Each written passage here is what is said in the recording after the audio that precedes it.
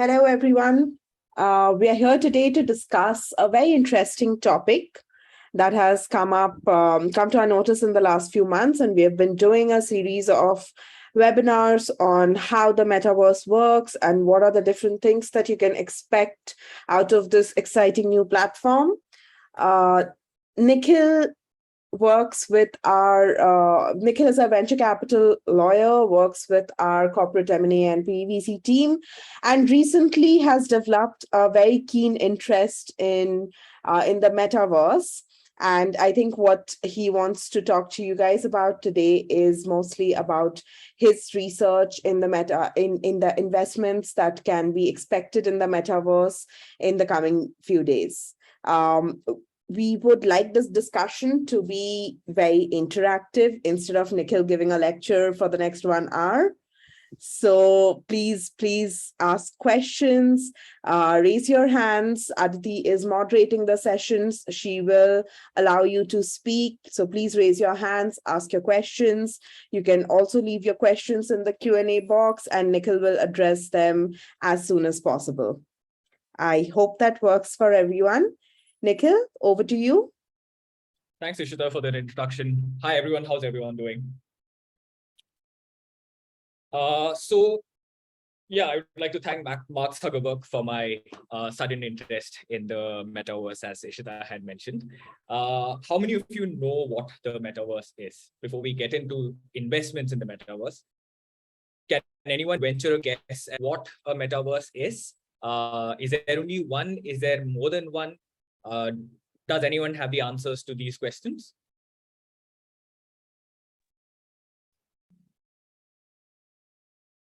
Given that no one is raising their hand, I think you can proceed. Yeah. I think we can. So before we get into this, I'll just give you a broad overview of what we want to deal with in this presentation. So first, because nobody answered what a metaverse is, we'll deal with that.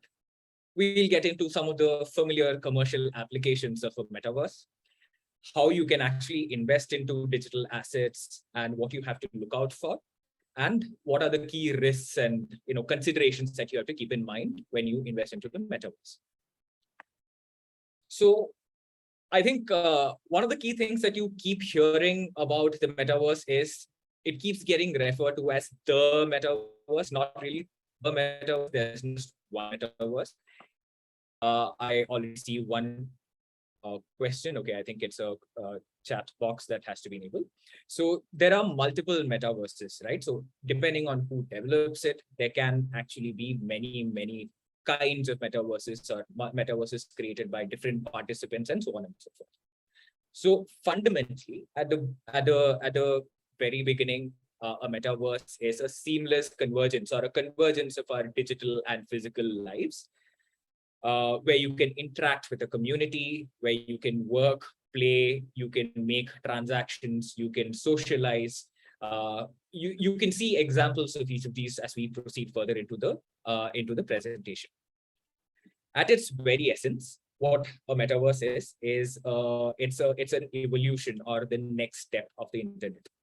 So if you look at, I'm a pretty old guy. I grew up in the 90s. So I don't know how many of you remember what the internet looked like back then. Anyone remember what GeoCities is? Anyone? GeoCities? Clearly, I'm the oldest one here. No response. I think I should get into what GeoCities is. So basically, GeoCities is a software platform which was offered by Yahoo back in the day, which helped you create some really atrocious, bad-looking websites, right? So, so initially in the early stages of the web was like a journal of sorts. You can put your thoughts out there. Companies can put their thoughts out there, like, basically whatever, if you want to, it was just a repository of information, right? So if a company had a website, all it would do was to serve out information about the company. It wouldn't let you communicate with the company. It would just put the postal address of the company, the email address, it had one at that point of time. Maybe the phone number, you could go to the company's website, use the phone number to call up the company and contact it. from that kind of a web experience, I think we moved we moved to a version of the internet that you all would be familiar with, which is the interactive kind of web. So the examples of that kind of a web are YouTube, for example. Data flows both ways, right? You can upload data as well as you can stream data. You can stream videos, you can stream music, even simple applications like Gmail. It's very interactive. You can actually click things happen in real time. It becomes very interactive. It becomes an interactive sort of experience. So the metaverse takes it to the next level. From an interactive web, it goes towards an immersive sort of web. So what does an immersive web mean, right? So essentially, it's just it gives you the feeling of being actually in the environment, or like in the internet, or like the community that you're in. When several people are logged into the metaverse, you get to see and feel them and feel their presence as if they were actually there, not just chat boxes and typing indicators and so on and so forth. So that's essentially at the very core of it what a metaverse is. Now there are, as I mentioned, there are several participants in this tech industry who are building a metaverse.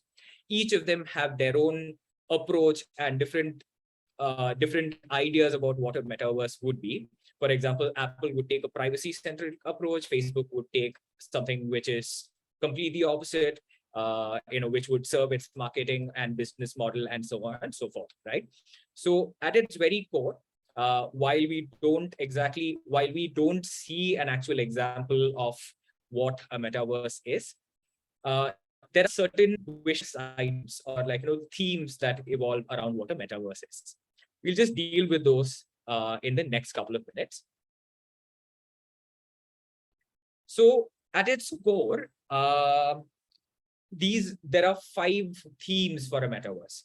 As I mentioned earlier, in Web 2.0, or the intermediate stage of development of the web that we are currently in, there are huge intermediaries, Facebook, Google, there is Twitter, who serve as intermediaries who give us access to their data, right? We log on to their platforms and we access and communicate and interact with each other. So the metaverse is not like that at all. It's going to be a decentralized experience, which lets users create their own networks.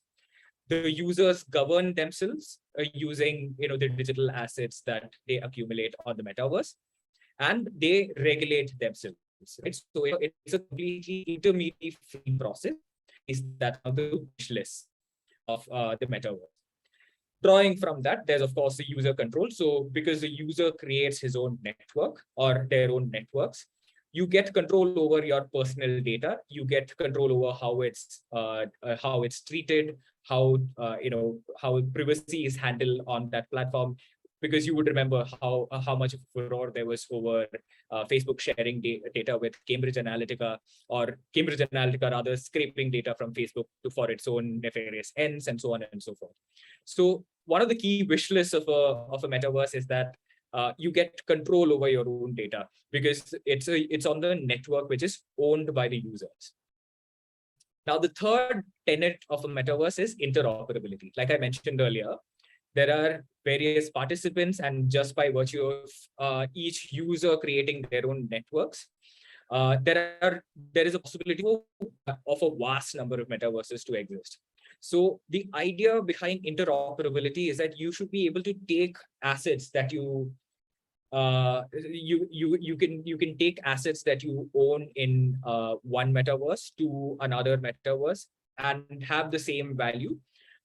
If, for example, there was another kind of if there was any other if it was controlled by an intermediary, for example, you would not be able to carry over one asset from let's say one tech intermediary's metaverse to another tech intermediary's metaverse, right? For example, if Facebook creates one metaverse, they wouldn't want the metaverse, their assets to be transferred to a Google or so on and so forth. Sorry, yeah, just to go back. So on creator economy, essentially through the creator economy, users can create their own avatars, They can create their own content. They can release their own music on the metaverse. And there's a lot of flexibility in terms of how you structure those products, how you monetize them, how you handle your privacy, as well as other themes which arise when data is being shared on the internet. Any questions so far?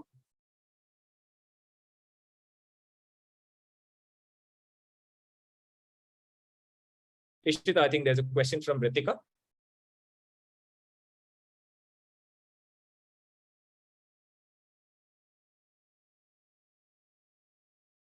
Ritika, you can go ahead and unmute.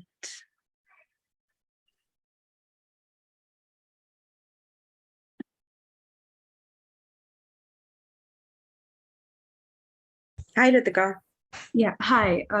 So my question was just about this interoperability thing that we discussed.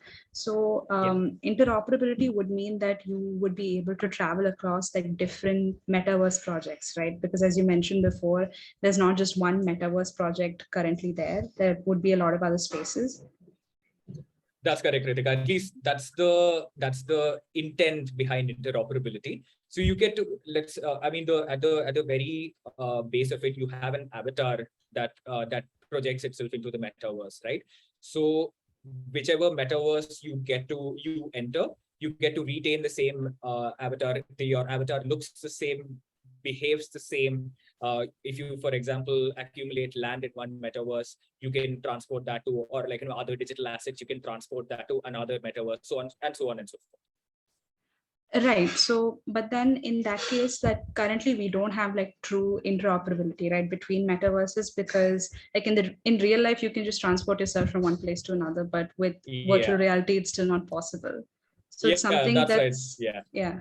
Is it It's something like that's I mentioned, emerging? Like, are metaverse creators like trying to make this into like a central function, or do you think there is some other form of interoperability that they have, like a basic level something? So it depends on who the creator or the developer of the metaverse is.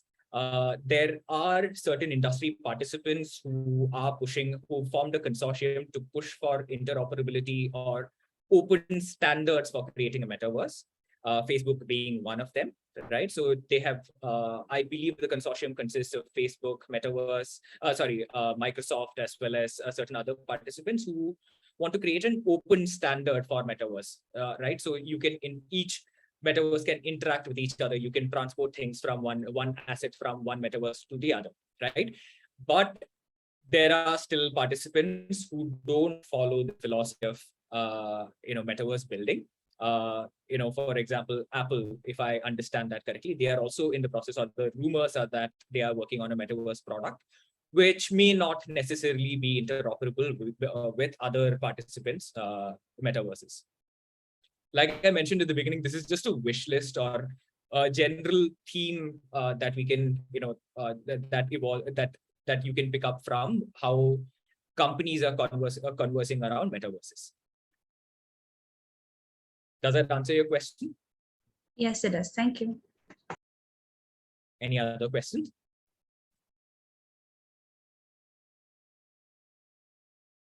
All right, let's move on to the next couple of slides. So how many Fortnite players in the house? Fortnite, how many of you have used Roblox and so on and so forth? How many of you play real world open world game like Fortnite? Okay, Jumana plays Fortnite. Anyone else? Ritika also plays Fortnite. How many of you have attended events in Fortnite? Ritika, which event have you attended? Just to get a sense of what your experience has been. So there was this Ariana Grande concert kind of thing on Fortnite. So I saw that. Yeah, I attended that. That's actually what I was going for. So there are several. The first and the most obvious kind of application would be entertainment and gaming, right? So there are these platforms that companies have created, which help you create, which help users commune at one place and allow you to experience events and certain parties and things like that at one go together, right? So the key example here, or one of the baby steps towards attending a concert together in a virtual world, is what Ritika mentioned, which is the Ariana Grande concert which happened in Fortnite. There are several other events also which have happened, including a Stranger Things event, which happened in Roblox and so on and so forth, right? So one of the key things that the metaverse is used for at this moment is entertainment and gaming, which helps you create virtual events like the Ariana Grande concert. Brand launches. Recently, Samsung created its own metaverse for the launch of its phone called the Galaxy S22. So it helped you, essentially roam around the Samsung mansion, go and see and experience different products and so on and so forth. Virtual concerts, similar vein. There were several concerts which were organized, which help you attend your favorite artists' concerts in real life. Which, let's face it, right? Like, not a lot of us have the time or the money or the ability to go and attend a concert, or the mind space to go and attend a concert in real life. But it's a different form of experience where you get to kind of experience it in the virtual world, your favorite artist in the virtual world, right? Similarly, a lot of artists have also been releasing their music first on the metaverse. For example, you can log into the metaverse, or you can log into a metaverse and start listening to an album which has been released, stream in real time. So these are the key. This is the first and the most obvious use of the metaverse. The second one, of course, is education. For example, there can be virtual labs which can be set up, right? I think most of us growing up experienced concepts and new ideas through textbooks, through diagrams in the textbooks, and so on and so forth. Or you read the textbook and pick up language from the text. What if you could see the activity, which was, for example, if you're learning about the digestive system in biology, in a biology class, imagine if the teacher could project, or you could put on a pair of VR or AR glasses and see the digestive system actually work in front of you, right? That would be definitely more an enlightening experience, which would help you understand how the digestive system works, or any body process works. Similarly, instead of sitting in a classroom and reading about how Mars looks like, what Martian rocks are like, a metaverse can also help conduct a virtual field trip itself. The company that I mentioned earlier, Roblox, it has tied up with NASA, for example, to create a Mars virtual tour.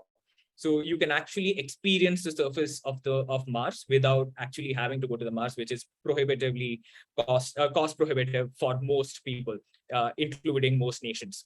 So you can actually see what Mars looks like. You can understand what the Martian geography looks like, and so on and so forth. Retail, of course, is another thing that metaverses are used for. You would have seen, I'm pretty sure all of you would have seen some kind of variation of this theme, right? Like, if you go to a Lenskart, for example, it lets you try on glasses. If there is a Mintra can let you try on the clothes that you want to buy before you actually buy those articles. So it takes it to one step further. You can actually see yourself in a mirror wearing those clothes, fitting it properly, as opposed to the clunky, the kind of animation that you see on websites these days. Taking it one step further, there could also be virtual fashion shows. You can actually see models modeling various clothes in the latest season, or new clothes on a ramp in front of you, and see how the clothes look and feel before you actually buy them, and before you decide to buy a product. It's not just shopping. It's not just clothes. It could be any aspect of shopping. Again, going back to the retail, there is a certain amount of overlap between all of these applications because the metaverse is still in its nascent phase. I'm sure as and when the metaverse is further developed, more companies will find more and more uses for this. But at the moment, one of the key uses of the metaverse is advertising. let's assume that you're in Fortnite and you're wearing AR or VR glasses when you're playing Fortnite, and basically you, when you're out of the game, you are exploring the open world. You get a chance to explore the open world, and an advertiser can actually place an advertisement or a billboard in front of you. That would certainly be more impactful than you seeing a billboard on the side of the road when you are actually driving by. So that's something which actually you can experience in the metaverse. Similarly, branded worlds, branded stores, like, there are brands such as Nike, Gucci, and Vans, which have actually set up branded showrooms on the metaverse, which help you see and feel their products and try on their products before you actually buy them. All fun and games till now. The next thing that I want to deal with is work. So right now, for example, we are interacting on Zoom, right? So over the pandemic, we've gotten used to seeing each other in these little squares when we interact with each other on meetings and so on and so forth. The metaverse kind of takes it to the next step. It gives you the feeling of being in a meeting room with other participants in the meeting, see and hear them as if you're in the same room as them, and actually interact with them and conduct a meeting more efficiently. As lawyers, I think most of the complaints that we get about virtual meetings is that work doesn't get done as effectively as as if instead of as effectively on the virtual space instead of in the meeting rooms, right? So probably lawyers would be one of the key beneficiaries of the metaverse once it starts developing. How many of you have heard of Google Glass? Or am I still one of those oldies who remember what Google Glass is? Okay, quite a few people know what the Google Glass is. So about a decade back, Google had released a product which was way ahead of its time. It was called Google Glass, which would let you see, overlay digital information on top of a real world. So, for example, if you're looking at something, it would help you identify what that thing was, and so on and so forth. So at the time, it wasn't a very popular product because of several reasons, privacy concerns, and so on and so forth. It was very expensive. So Google had to quietly shut down that product, right? Now it has made a return, and the reason why we haven't seen that is because it's mostly being marketed to enterprise, being marketed to, for example, the US Air Force, the mechanics in the US Air Force hangars use it for repairing flights and so on and so forth, right? If for just in the promise of the metaverse is that you can wear a similar Google Glass or any other piece of hardware, look at what's wrong with a mechanic, can look at what's wrong with a car, identify what the problem is, follow step-by-step instructions on the glass, and which would let them fix that issue, right? So that kind of those are the kinds of possibilities which the metaverse accords to work. And similarly for surgery as well. Many people on Earth don't have the luxury or access to medical care. So what the metaverse seeks to fulfill is the ability to kind of for the surgeon to be in a different location, use the metaverse to actually see what's happening in real life, perform surgery on a person who is on a different continent altogether. So these are the kinds of promises that the metaverse has made. Now, all of these things generally hint at a future that is, or an economy that is actually being created around the metaverse, right? So because there is an economy growing, there will of course be all the other economic functions that will actually be, that will also be replicated on the metaverse. So that's where decentralized finance comes in, right? For example, if you want to take loans, you approach a bank, right? So, or if you want to invest in stocks, you approach your stockbroker and so on and so on and so forth. So what is the common element here? There is an intermediary, correct? So the whole purpose of decentralized finance is to get rid of this intermediary so that users can transact amongst themselves. So imagine how great it would be if you don't have to deal with a bank. Instead, you find somebody on your network who is willing to lend you a certain amount of tokens, which you can convert and use as cash, right? If you own virtual land, you can rent out that land to host parties and so on and so forth. And basically, that kind of financial transaction is enabled through the metaverse. If you want to purchase certain items, but you don't have the cash for it, you want to borrow from a lender, it will help you. You can actually pledge your digital assets, your avatar, your content that you have generated. For example, if you've generated a certain set of clothes for your avatar, you can pledge that. If you can pledge your own land, you can create a mortgage over your virtual land to borrow from a peer, and essentially use that to finance whatever other activities you want to engage in. Any questions so far before we move into the next section?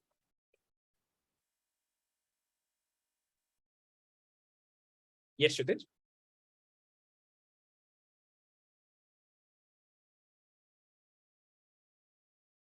Kshitiz, you can unmute yourself. Oh, yeah. Can you hear me now? Okay. Am I audible? Yes. Yeah, you're audible. Okay.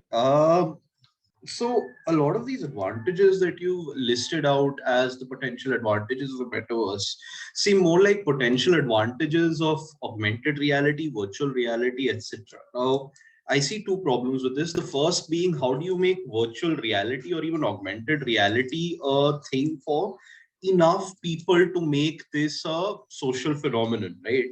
Yeah. So social media or even smartphones really took off when they became cheap enough for common people to afford. The second is, what does the metaverse, especially the metaverse, offer over and above the advantages of just AR or XR or VR over the internet? Okay, so I'll deal with the first one. So what you described, that's a challenge that almost all technology goes through, right? So initially the technology will be costly, and when scale builds, the technology becomes cheaper. That's similar to what you saw with smartphones, right? The initial smartphones were very cheap. Then the technology trickled down. You could make it cheaper, you could make it simpler, you could make it more accessible, right? So right now, yes, the VR headsets, whether it be an Oculus or, it's not just the headset that you have to buy. You have to have several other combinations of things to actually get a virtual reality environment up and running, right? So we do expect, I mean, at least the reasonable expectation is that as and when, the technology matures, like companies figure out cheaper ways of manufacturing, and there is enough adoption amongst the users, the tech should become cheaper, and eventually the goal is that everyone should be able to participate. Of course, there will be a certain digital divide which exists even now. Even as technology or 4G has become cheaper, there is a vast majority of the Indian population that remains unconnected. So there will always be a digital divide. It depends on, the idea behind this presentation is not to get into the social impact, or how do I put it, how the technology companies will overcome those limitations and overcome the divide to reach everyone, so that everyone feels in the presence of whoever else is in that metaverse, right? Does that answer your question, or does that give you some more clarity as to Yeah, I think it does. Yeah. And the second question was, what do these applications offer over and above? What does the metaverse offer in terms of these applications over and above just plain VR or XR, running their own applications over the internet? Yeah, so the idea is that so VR, AR, XR, if you look at the trend in the past, I would you would know that, for example, let's take the simple example of Google Lens, I believe. So if you want to see a T-Rex in your room, you can actually project a T-Rex into your room. You can scan the room and you can actually see a T-Rex or a dog or whatever it is in your room, right? The key difference is that if you go back to the themes that I mentioned earlier, there's that aspect of user flexibility, decentralization, and so on and so forth, right? So the key difference between VR, AR, XR is that while the content is being served by the intermediary, as it was till now, decent, a metaverse allows you to have on-device processing for VR, XR, so essentially it's not cloud-based. It need not be cloud-based as it is right now. So it's quicker, it enables faster processing, it enables more of that feeling of presence that's not available because of the latency that exists in internet connectivity right now. So hopefully at least the aim or the wish list or the aim is to get to a point where you can actually experience presence over the internet, as opposed to there being some kind of delay in your interactions between the participants on a meeting.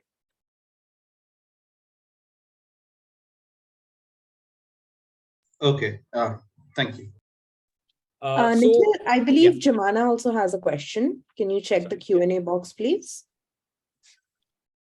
So how do you think, so just to read out Jamana's question, how do you think the tourism sector will be affected with the development of proper metaverse worlds?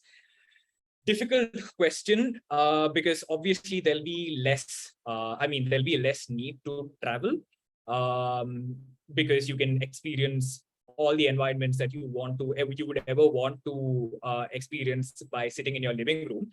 So I do think there could be a material impact in terms of livelihoods, how the metaverse, how the metaverse could actually affect livelihoods in the tourism sector. But it's way too early to say how it would actually impact us. It depends on how the metaverse evolves and matures. Let's look at it this way, right? For example, at this, even now you can actually go on Google Maps, you can see a 3D street view. Would you be satisfied with a 3D street view of the Colosseum? Or would you actually want to go to Rome and experience the Colosseum in real life? So I think it could work both ways. It could enable a certain class of people who would otherwise not have the opportunity to visit a place to actually virtually visit that place. On the other hand, I don't think it will completely kill the industry, because I do think that the human need for actually experiencing surroundings in reality would I think it would overarch over the ability to see things on the metaverse. Does that answer your question, Jumana?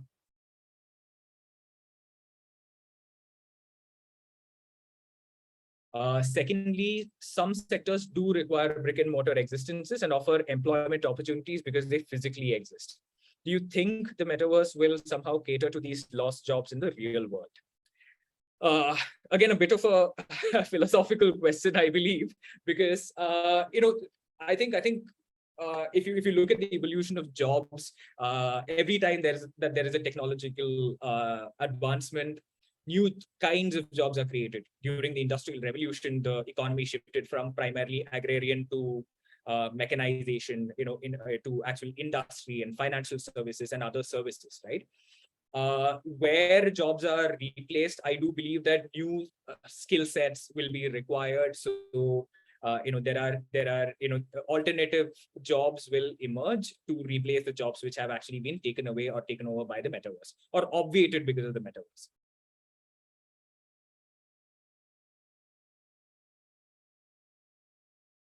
If you can give me an example of a job that you think will not be, perhaps we can address that, that will be replaced by the metaverse. I think that we can take that up as well.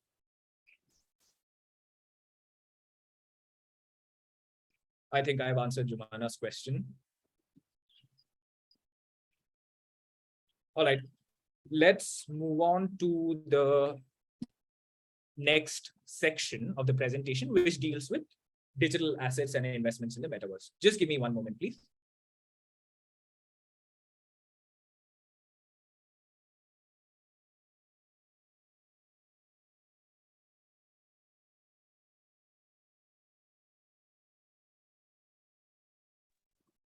So before we jump into investments in the metaverse, it's important to understand what are the various kinds of digital assets, how you can invest in a metaverse, and so on and so forth, right?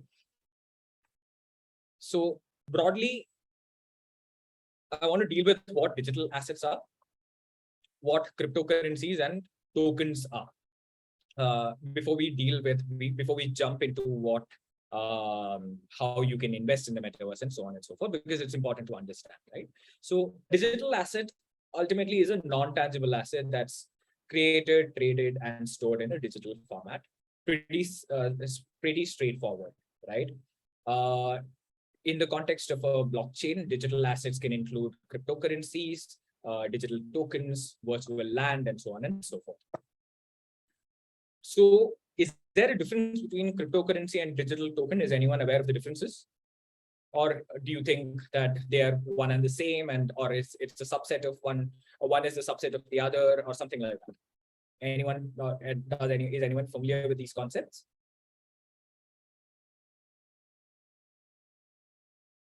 All right. So I think we'll just take that up in the next right now. So cryptocurrency is basically the very basic native asset of a blockchain network, right? So you can use a cryptocurrency or a crypto coin or a digital coin to trade on the network. You can use it to exchange. You can use crypto coins to exchange something for another, exchange it for another digital asset, or you can use it as a store of value, basically as an investment, right? So essentially, that's what crypto miners do. They mine the cryptocurrency, and they wait for the coin to appreciate before they sell it off to somebody else for a certain amount of fiat currency. Crypto coins are used to pay, for example, transaction fees. When you transact on a blockchain network, there are fees that you incur to ensure the validity of the transactions that you have conducted. So those are typically called gas charges. So those are typically paid in cryptocurrency or crypto coins. The cryptocurrency is also used to incentivize users to keep the cryptocurrency network secure. So, for example, the basic tenet of a blockchain network is that you solve a mathematical puzzle, and to solve that mathematical puzzle, you are given a coin in return, right? So that's essentially what it ensures the network security. It ensures that everyone participating in that network can actually keep the network secure. The key idea behind a cryptocurrency is that it can actually be held, or it can actually be used as a store of value, as I mentioned earlier, or it can be exchanged on a crypto exchange for fiat currency later on. A digital token, on the other hand, is slightly different from a cryptocurrency itself. So blockchain networks are not just, they don't exist in isolation.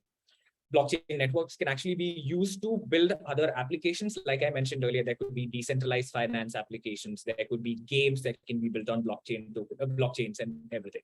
So each of these projects might require a different mode of exchange inside that game, or you on that virtual platform, right? So that's where digital tokens come in. So you can use these tokens to transact on the project specific or the platform specific platforms which are built on top of the blockchain. Just to use an example, you would have heard of the Ethereum network.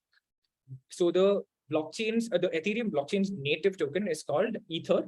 It's represented by ETH, whereas there are several applications built on top of the Ethereum network which use different tokens other than ETH, which is, there's something called DAI, there is something called Chainlink, there is something else called COMP, which stands for Compound, and CryptoKitties, which are tokens built using Ethereum, right? So what you would see as broad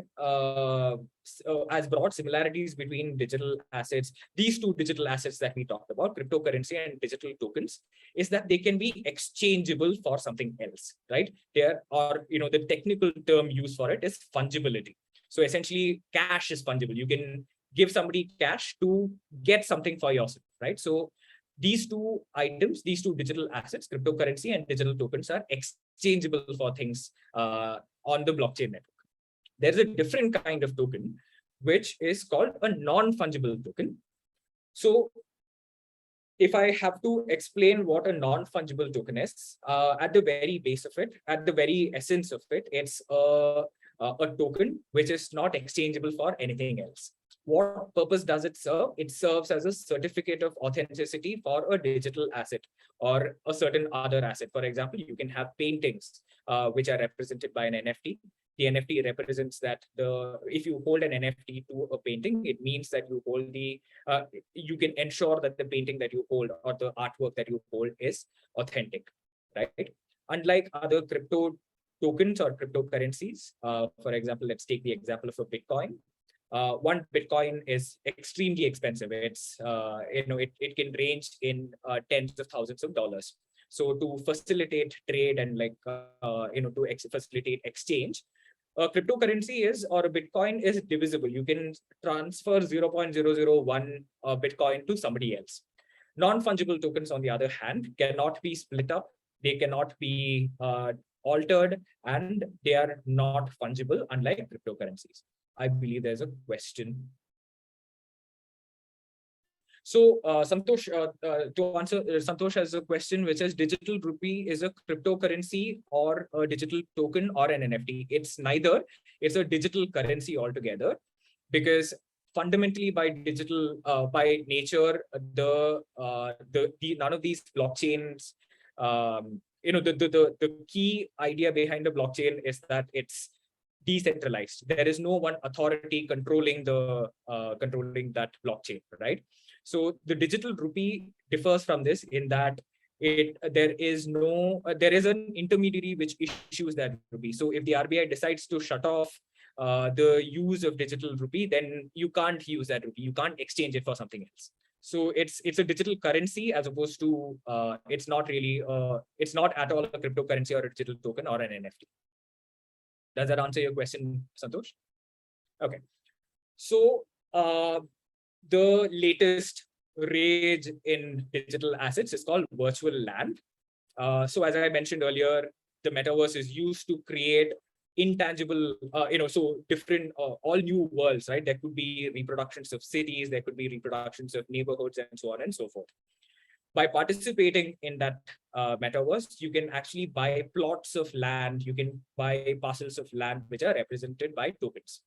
You can actually buy, you can use that metaverse's tokens or currency to purchase land on that metaverse.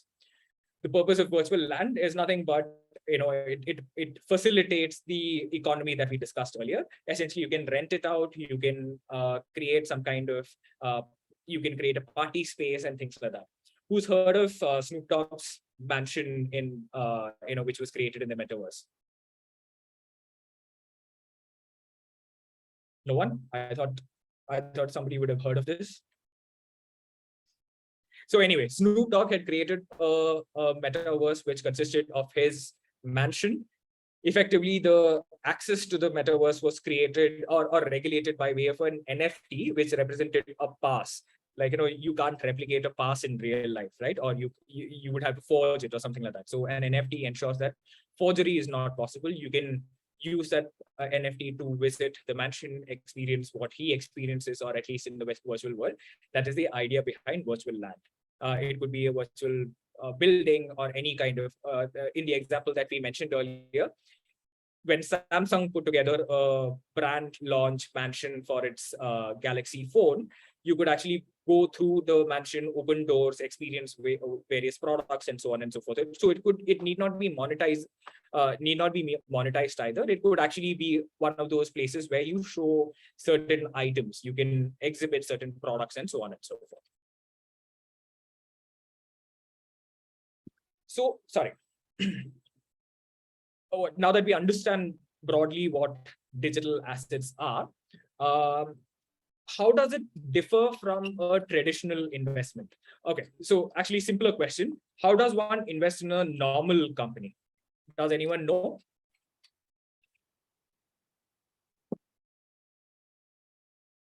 Law students? Any law students in the house? Corporate law students? Okay, Kshitij.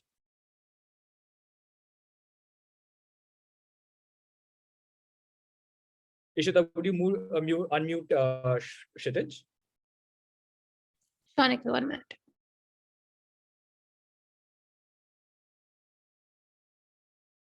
Kshitij, you can go Okay. ahead. Okay.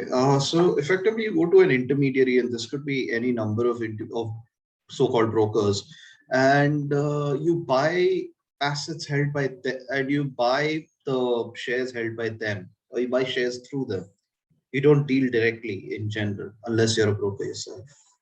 Yeah. So in a normal company, I mean, you've approached it from another angle, but essentially you invest in, let's say you can invest in the shares of that company, like you mentioned, right? If it's a listed company, as you rightly mentioned, you have to approach a stockbroker to buy or sell shares in that company, right? If it's a private limited company, you go to that company, the company may approach you to raise funds and so on and so forth, right? So and you could also give a loan to the company. So typically, any kinds of investments that you make in a normal company through equity investments is through equity investments, right? So essentially, you put in a certain amount of money, whatever the company, and you get shares in the company, right? And because these shares are backed by laws which govern what rights the shareholders would have, there are certain governance mechanisms in place. Like, for example, under the Companies Act, you can, if you're a shareholder of a company, you can actually go to a company, ask them for their financial statements. You can go to the company's office and check out their statutory records and their registers and so on and so forth, right? The whole idea is that if you invest in a company, the company is undertaking a certain project. The founders and all the employees of the company are pooling their intellectual property, their hard work, labor, etc., into the company, and the share represents it represents the value of the company, or a piece of the value of the company, right? So that's essentially how a typical investment works, right? So if you look at how the metaverse companies operate, or investment in a metaverse project looks, it looks slightly different from how an investment or a normal investment into a company works. First of all, as I mentioned, let's go back to that fundamental concept of decentralization. Correct. So if let's say the company, if a blockchain project by itself is meant to serve the community as opposed to the creators of the project itself, right? So if, for example, the creators of the project or the stakeholders in the project, right? So in a normal company, the founders essentially, or the promoters, they set up the company, they take investments, either they put in their own money or they take investments from outside, and they grow and build that project, and essentially gets it to a certain value where the investors can either sell their shares, or the company sends the investors dividends, and that's how the value is received, right? In a metaverse project, it's slightly different because it's community oriented. And the decision-making process is decentralized, right? So how does one measure the value of a metaverse project? How can you actually invest in a metaverse project? You can buy these digital assets. There could be a project that's set up, that's set up in, like, let's say, to create a virtual party hall or something like that, right? Like, a party venue. A project can create, a virtual party venue for artists to come and perform, and, whoever the project owner is, they can actually distribute the value of that token, value through tokens of the project. Right, so that's the fundamental difference in how a metaverse project works as opposed to a traditional investment. So there are so even when you look at when you look at a normal investment,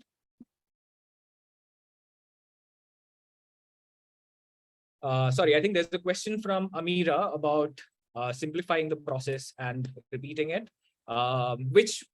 Which part of the process would you like to be repeated, Amira?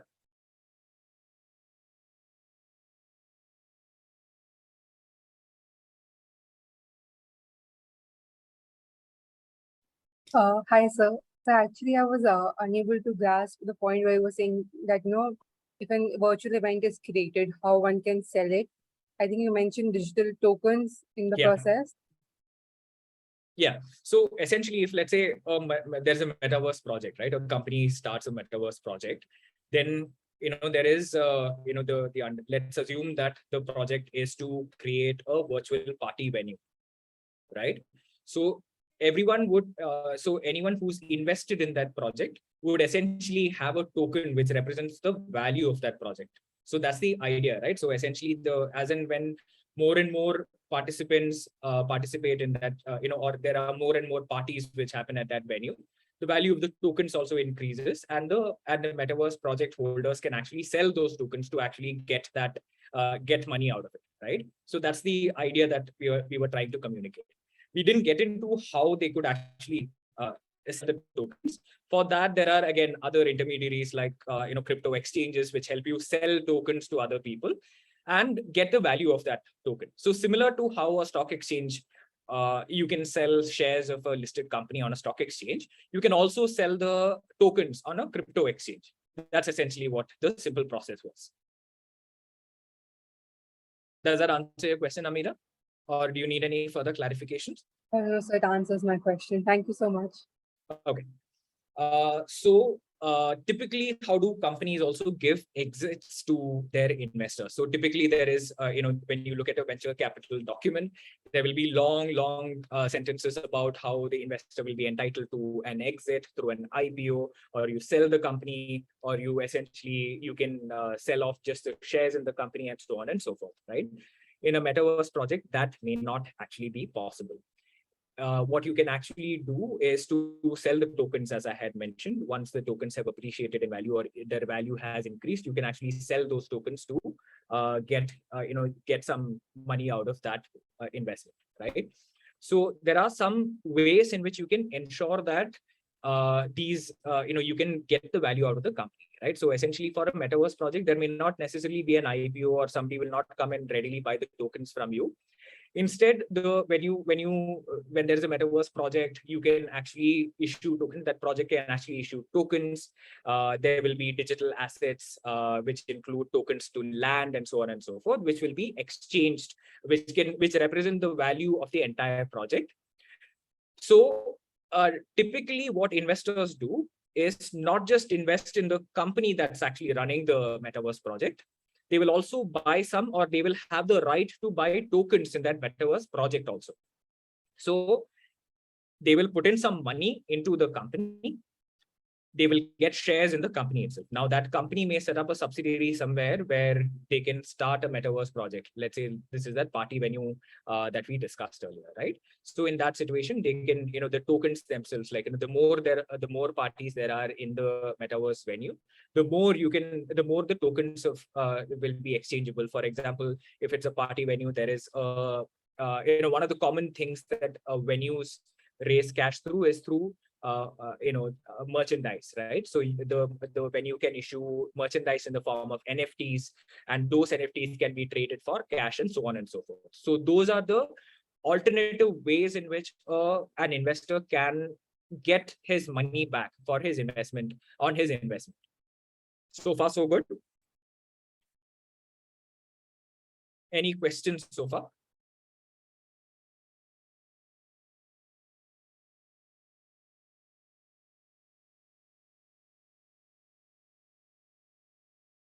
Sure, let's move on from here. So, sorry. So, like I mentioned earlier, the investors should be, there are multiple sources of value in a metaverse project. One is in the company itself. If the metaverse project is successful, the value of the company increases, so the investors can actually sell their stake in the company to get a return on their investment. They can also participate in the digital assets or the tokens that a metaverse project issues. So if the project itself is successful, you can sell the tokens for on an exchange or so on and so forth, and essentially they can get the investment back or a return on their investment. One of the key challenges, that there are a couple of challenges involved in this. One is the valuation. How do you value what the token is worth, right? So typically there are methods. Corporate lawyers amongst us would know that there are discounted cash flow mechanisms, net asset value mechanisms, and so on and so forth, which deal with real world companies or the value of shares of real world companies. Applying those mechanisms to a metaverse company might actually be very difficult. So the investor would actually have to approach a lawyer who is familiar with the valuation concepts and actually undertake, figure out commercially how the valuation would work out. The other thing that an investor has to keep in mind is that if the token represents a unit of the company itself, for example, if it's a share, what happens is that there are several jurisdictions like the US, for example. US regulators have set out a long list of 40 items that you have to check to ensure that the tokens that you subscribe to or the tokens that you buy in the Metaverse project are not securities. If they are securities, then a whole bunch of regulations will become applicable. You will have to comply with SEC's regulations and so on and so forth. So that's again one key consideration that the investor has to keep in mind before investing in a metaverse project. The other thing, of course, is it's one of the biggest challenges that face metaverse companies, because usually these metaverses are not limited by geography. Like, all people around the world can access a metaverse project.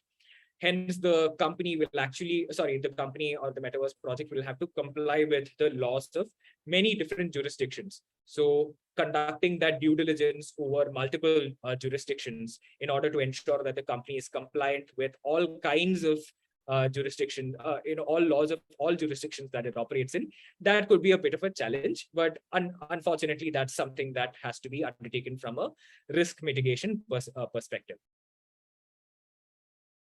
Now, important thing to understand is, do you actually own a digital asset? Because while I mentioned that the networks are decentralized, the overwhelming majority of metaverse projects, they are actually set up by large intermediaries. There is meta platforms creating the metaverse. There could be other intermediaries creating the metaverse, right? So does it actually mean anything if you say that you own a token on that metaverse? Does it, do you actually really own that question? Own that digital asset is a question that we have to ask ourselves. Generally, the view that courts that have taken is that software, digital books, and so on and so forth, digital films, digital music, and so on and so forth, they are actually not owned by the person who purchases it. Rather, the owner, so to speak, owns a limited license to those assets. So that's one key thing to keep in mind if you're actually participating in a metaverse. Irrespective of the grand decentralized ambitions, the interoperability wish list, and so on and so forth, you are actually at the mercy of a certain intermediary, right? Like, that intermediary can take away access. Again, going back to the example of Second Life, which was one of the first metaverse games that was created. There was a lawyer, trust lawyers to find loopholes for everything, right? So there was a lawyer named Bragg who essentially found a loophole in the terms of service of Second Life. And he purchased land, which was actually meant for auction ahead of the auction itself. When it was finally discovered, the developer of the game essentially took away his right to access the platform. Unfortunately, we didn't really get to see what actually happened, or a decision from a court on that, how the dispute would have progressed, because ultimately the parties settled out of court. So this is one important thing to keep in mind, that while most common law jurisdictions, in most common law jurisdictions, property or digital property is recognized as a class of property, or property rights in digital assets are actually recognized. There is no clear guidance under law from the courts or from any kind of governmental authority about how metaverse or the digital assets will be regulated. In fact, the Indian government also has come out and said that we don't want to regulate metaverse, or it'll be a laissez-faire sort of arrangement between metaverse developers as well as the government. So it will not be regulated.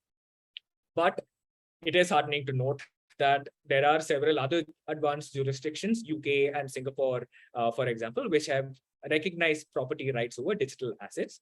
You can actually own and you can actually have a right in the property, and you can sue people who have infringed on your property. So that's we'll have to wait to see how the law evolves, or Indian law evolves on this front, to see actually whether our property rights in a metaverse can actually be upheld. Now, there are several risks that an investor has to be aware of before investing into a metaverse. The first, of course, is created by governments themselves. So if you look at how the while the internet is meant to be a borderless sort of formulation, there are several countries in the world which actually limit what their internet users can access from outside their country, or what outsiders can access in their internet. For example, China is one of the leading jurisdictions which have their internet guarded behind a firewall, right?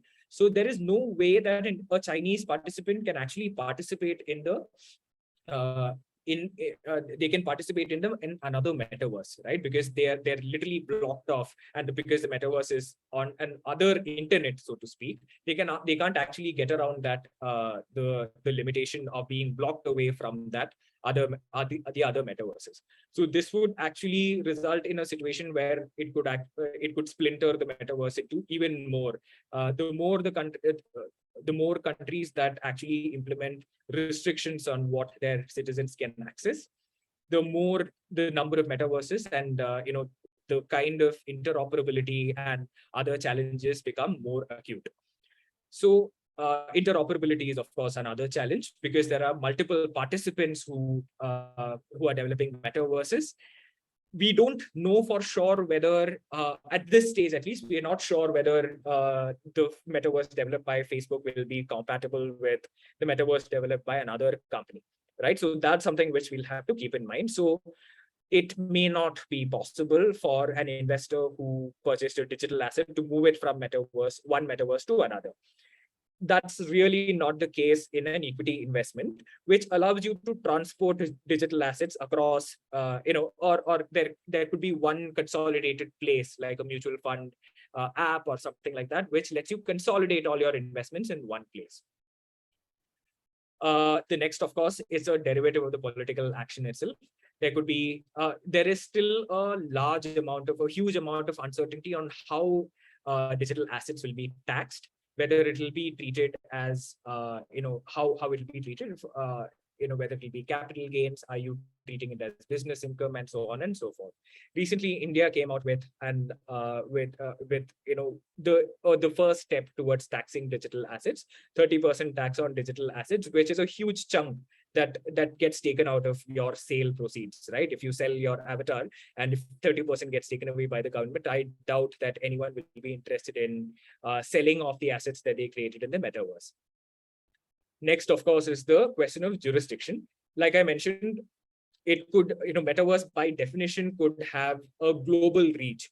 So what if somebody from the US commits a crime against somebody from India in the metaverse? Where does the cause of action lie? Who can sue each other? Who can sue where is a question that still does not have an answer.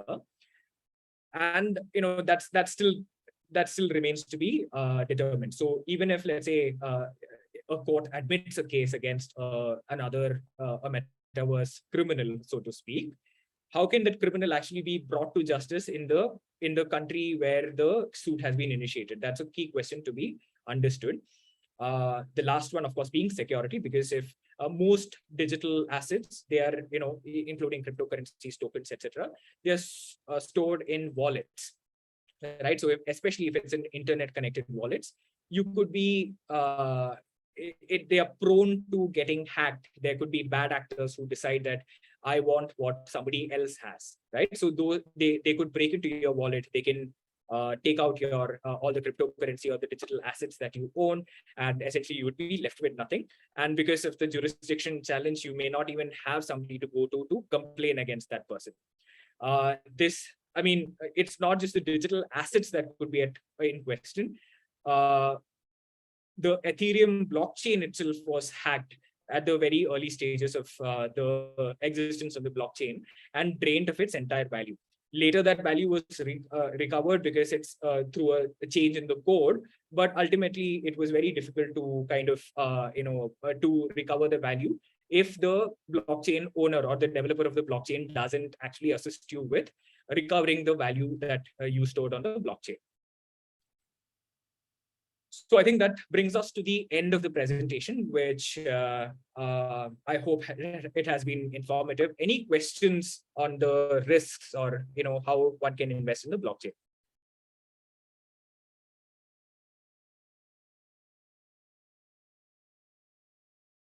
Ritika.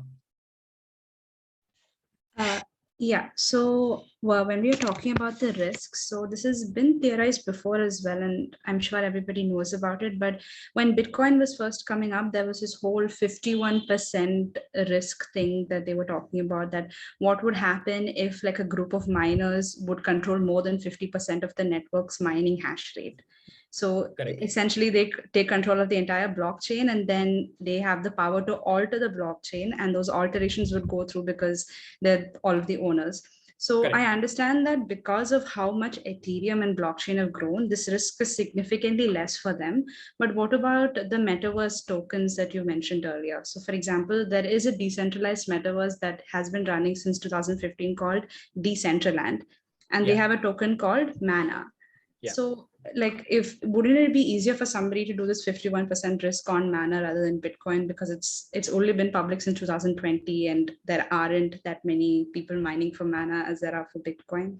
So I think that because Decentraland has also become very established, there are quite a lot of participants. That's also possibly not something that you would have to worry about in terms of specifically in terms of Decentraland and Mana. But the risk that you highlighted still remains in existence. There are right until last year, there have been instances where decentralized finance organizations like online banks or blockchain banks have, somebody has used, it's a very interesting hack. Somebody used a credit line from one DeFi organization to buy the governance tokens amounting to more than 51% of another DeFi organization, and then drained it all of value, right? So changed the blockchain in such a way that he could take out all the value for himself. So unfortunately, I don't think, or I'm not I don't think a technical solution has been developed for it yet. But this is something that risk still exists. I do feel that the only way of handling that would be to limit the concentration of tokens in any single owner's hands, or develop a technological sort of solution to prevent more than 51% lying in one person's hands, and so on and so forth. But that challenge remains, Ritika. I don't think that has been solved for yet. Okay, so I have another question just following up Sure. on that, Yeah. not related, but the whole point is that a lot of investors don't like their entire portfolio being about NFTs or the metaverse related other things in general because of like the huge volatility risk. Correct. Like we've seen in 2020 when the pandemic was going on, NFTs were like on a rise.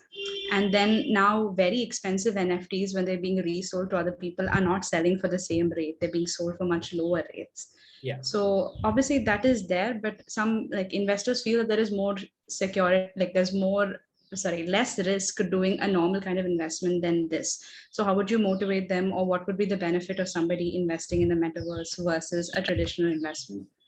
So that is actually guided by the investment philosophy of various investors, of the investor themselves, right? So certain investors have a very high risk appetite, in terms of how much risk they can undertake, how much they can expose themselves to this kind of a technological hack or so on and so forth. There is not really, I wouldn't say that as a lawyer that I would influence somebody to invest in a blockchain or in the metaverse, right? All I can point out is the fact that, hey, there are these risks. This is how you mitigate them, right? So if you, for example, purchase an NFT, you will have to look at what kind of rights are attached to that NFT. there are different kinds of rights that come attached, right? Like, in some NFTs, the IP rights are not assigned, don't come with the NFT themselves. There are certain others, for example, the Bored Ape Yacht Club, which come with the rights attached to the NFT itself. There are certain others which come with the rights assigned to them, and so on and so forth. So the investor has to conduct a due diligence to ensure that it matches the risk attached to that investment. So every investment comes with its own risk profile, correct? So if you invest in a startup, for example, the startup, most startups fail. That's the truth. But it doesn't stop investors from investing in a startup, especially in a growing market like India. All an investor needs to do, or one of the things that an investor needs to do, is to assess what his risk appetite is. Does the risk attached to that particular asset correspond to his risk profile, or the risk that he wants to undertake in relation to that asset? And take a call on how much to invest, or how much to invest in that particular asset class, right? So that's essentially the approach that an investor should take. Does that answer your question, Ritika? I mean, I wouldn't say that I would be able to influence anyone's decisions to invest in an NFT or a digital asset. All right, thank you, sir.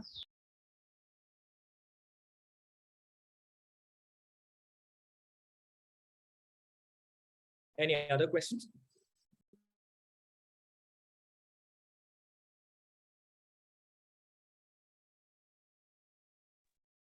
Hi, Amit.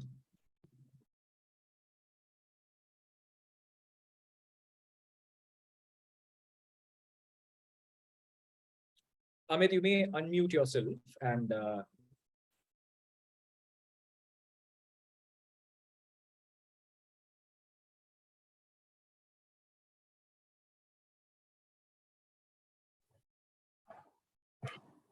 Hey, hi Nikhil. Am I audible? hi. Yeah, we can hear you. Yeah. So Nikhil, I understood the first aspect of investment when you say that one can directly sort of invest in the company which sort of houses the Metaverse project, right? Or you can sort of have the subsidiary structure, whatever it be. But having said that, couldn't understand the investment which would happen after that on a decentralized framework. Like, how Right. does that work? And especially, how would one sort of enforce their rights if something goes wrong? So, for example, today, if my preemption or ROFO, whatever it be, it doesn't work, at least I have a recourse to courts. When everything is decentralized, like, what would the recourse mechanism be, or will the courts be in a position to enforce those rights? Yeah. So I'll take it sequentially. So how does one enforce and invest in that project itself? I think that's fairly clear, right? I mean, basically, you can invest in that, in the tokens issued by the project. For example, if let's say the company developing Decentraland sets up the project, usually what happens is if it's only an equity investment, typically what we see investors do of late in Web3 companies, including blockchain, Bitcoin companies, and so on, is to sign what's called a SAFT, simple agreement for future tokens, right? So if that company, if and when the company issues tokens, which are not community tokens, for example, then a certain portion, which usually corresponds to the shareholding of that investor in the developer company itself, will be issued to that investor, right? So that those tokens come with certain privileges, or to essentially on how to control the activities of the company, so on and so forth, right? So typically, when the tokens are issued, after the tokens have been issued, it's not, I mean, typically there aren't a lot of these, lot of rights that are attached, for example, the ROFO and all of those things, which kind of obviates the need for any kind of specific remedy mechanisms to be built into the agreement. But that said, it does leave open the possibility of, I mean, what we can say for certain is that courts in UK and Singapore have upheld the possibility of you enforcing your rights over digital assets. right?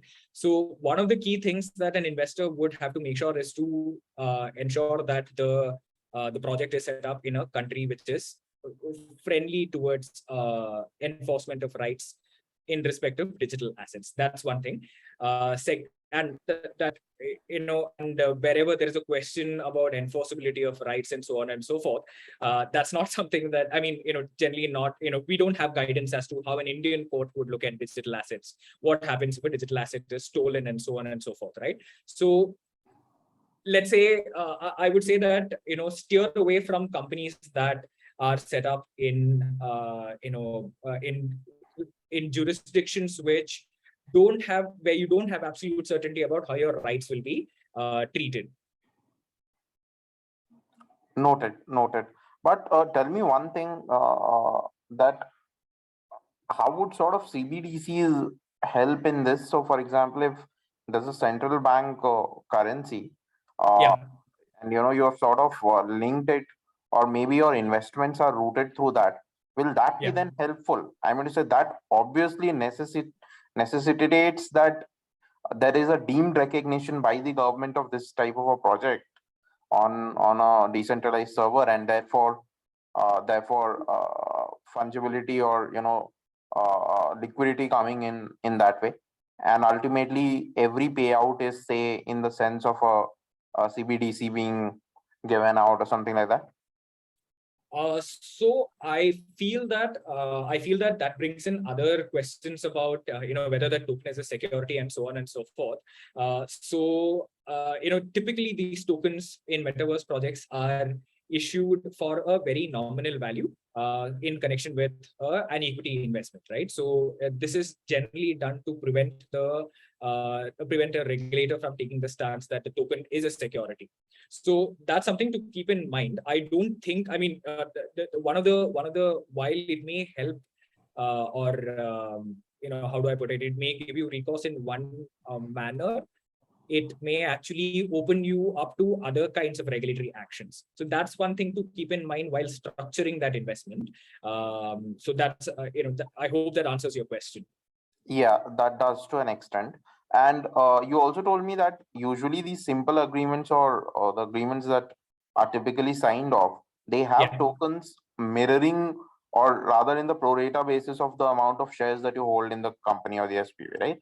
So, does that necessarily mean that if I, on a holding level or that company level, were to sell those shares to someone else, or transfer whatever it be, will those tokens be automatically transferred, or is there like No, you would have to have a separate agreement for that because they represent two different asset classes, right? So you'd have to have a separate agreement for that. The shares, as much as possible to kind of delink or to avoid the token being treated as security, there is no linkage between the shares of the company that are issued and the token. So they are not clubbed together as one asset class. Okay, so it's only merely that the issuance of tokens would be on a pro rata basis. Thereafter, Correct. you are free to deal with your That's tokens correct. now. And Okay. just as a clarification, the SAFT, the Simple Agreement for Future Tokens, that only deals with how the tokens will be allocated to the investors, right? So, if there is token issuance, then of course the investors will get their pro rata share. But, after the tokens have been issued, then, the shares and the tokens are handled separately. Okay, understood. And is there also a possibility of like having an initial coin offering on the metaverse in a way to propose an exit or something like that? If everyone sort of starts valuing the coins or the tokens on the metaverse, then I do. I mean, so it's an extension of. I do foresee a market growing for that. So as soon as the tokens appreciate in value, the decentralized finance aspect that we brought up as a commercial aspect, right? As the economy grows in the metaverse, we do see the possibility of a metaverse exchange being set up to provide for free exchange. Even outside of the metaverse, there are real world exchanges which facilitate the exchange of these tokens, right? Which would help you get the liquidity from those tokens that you hold. So yeah, I mean, the answer to your question would be yes, what form it would take is not something that we would know for sure. Understood. But I'm going to say in discussions or forums, you might be, around or whatever it be. What's pretty much the scene that in the sense that how are people envisaging these tokens to be used for investment purposes on the platform? Or are there going to be a limited number of tokens, or is the construct going to be very much similar to that of a Bitcoin or Ethereum? How is it going to be, sort of at least valued? So I think for anything to have value, there has to be limited supply, right? So I think that's probably something that I should have mentioned earlier. But the Metaverse projects typically cap the number of tokens that can be issued, so that there is a scarcity element that comes in, and hence there is value attached to those tokens. So definitely there would be a cap. It would behave pretty much in the same way as a Bitcoin does. There would be a theoretical cap on how many tokens can be issued, and so on and so forth. Understood. Thank you so very much. Thank you, Amin. Guys, I think that brings us to the end of this webinar. And this went on longer than expected, much longer than expected. But lovely session, Nikhil. I think everyone here enjoyed it.